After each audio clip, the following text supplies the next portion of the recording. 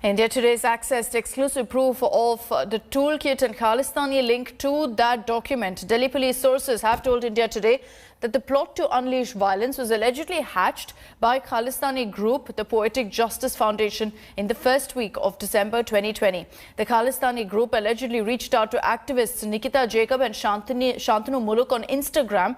The group then began the January 26th project in the first week of January. On January 11th, the alleged Khalistani supporter Mo Dhaliwal held a Zoom meeting with Shantanu, Nikhil and others.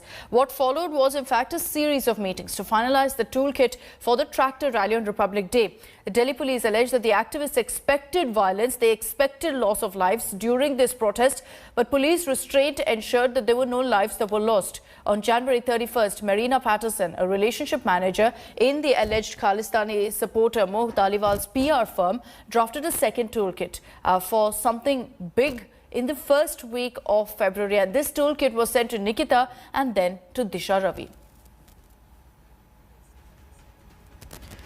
The Delhi police is mounting heat on suspects over the toolkit case. Lawyer and activist Nikita Jacob, however, has been granted relief, 3 weeks of anticipatory bail from the Bombay High Court.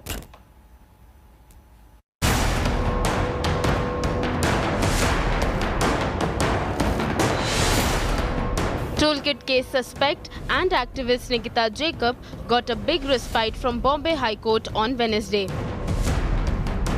After 10-day relief to co-accused Shantanu, the High Court stopped cops from arresting Nikita for 21 days.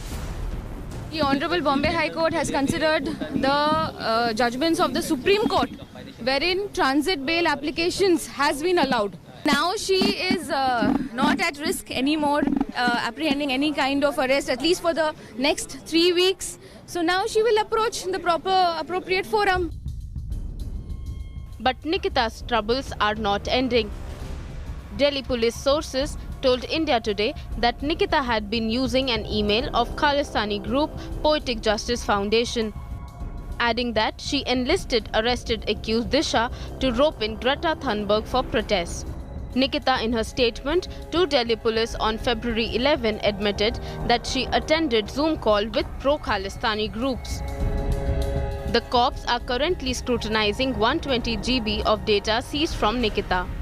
Chats between Nikita and suspected ISI stooge Peter Frederick over using anonymous chat tools like VPN or virtual private networks have also surfaced.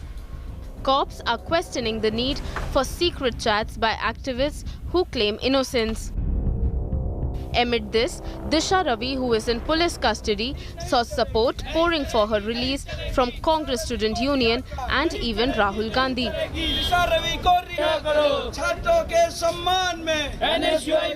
Throughout the country, people are being arrested for what they feel.